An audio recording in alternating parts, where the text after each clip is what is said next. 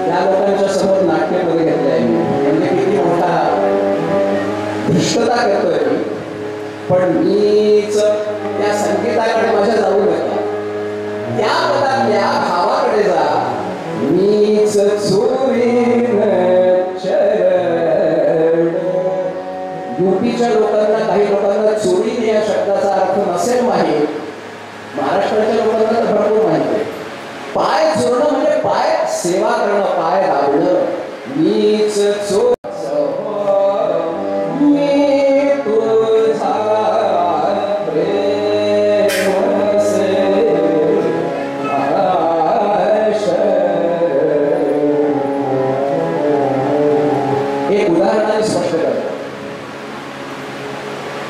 निवृत्तीनाथ ज्ञानेश्वर माऊली सोपानदेव आणि मुक्त ज्याचं असेल त्याला देवाप्रती आवड होईल प्रेम होईल तेव्हा तो शरण जाईल म्हणून सर्व सुखोपाचे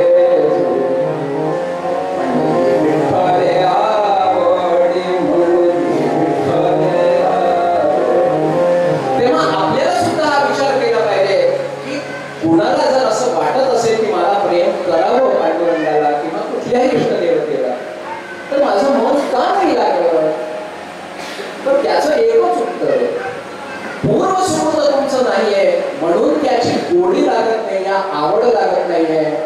मग आवड लागण्याकरता सुकृत करा म्हणजे निदान या जन्मी नाही तरी पुढच्या जन्मी तरी मला जर मनुष्य जन्म मिळाला तर सर्व सुकृताचे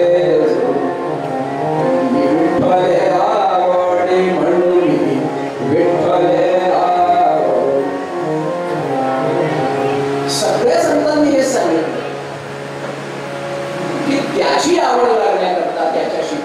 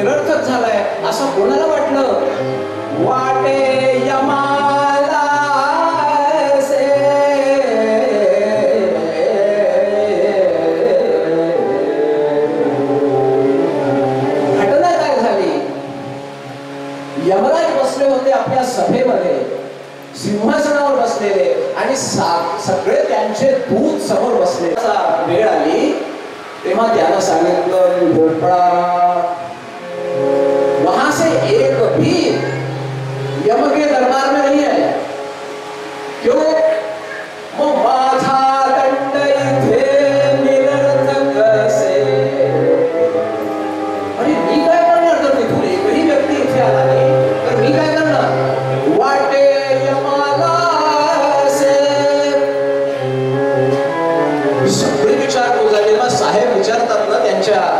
स्वाधीन असताना तो सारे लोग डर जाते हैं। अब वो डर डर के बोल रहा था हमारे यहाँ से तो एक भी नहीं आया। तब उनको लगा कि अब तो हमको ही चलना पड़ेगा, माला गेल्याशिवाय करणार नाही।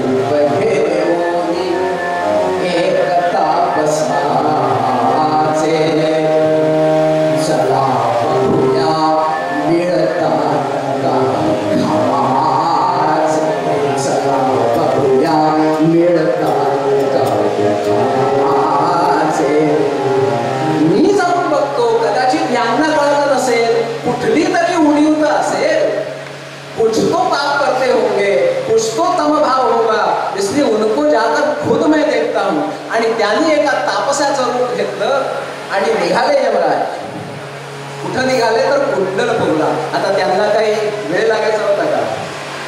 आणि वेळ लावून करणार काय, इथे वेळ होती 6:35 झाले, म्हणून तिथून निघाले ते सरळ तापसाचं रूप घेऊन आणि कुंडलपूरच्या रेषेवर आला। कुंडलपुर की सीमा पर आए, यमराज रूप बदल के। अब जैसे ही तपस्वी का रूप देखा, वहां लोगों ने, उसके दूतों ने जाकर राजा को बताया कि एक ऋषि आए हैं, तपस्वी आए हैं। इतना सुनते ही राजा दौड़ पड़ा। तो धार्मिक सात्विक वृत्तीचा राजा होता। ऋषी आले म्हणून निघाला, तो धावत धावत निघाला आणि त्यांचं स्वागत केलं आणि त्यांना आपल्या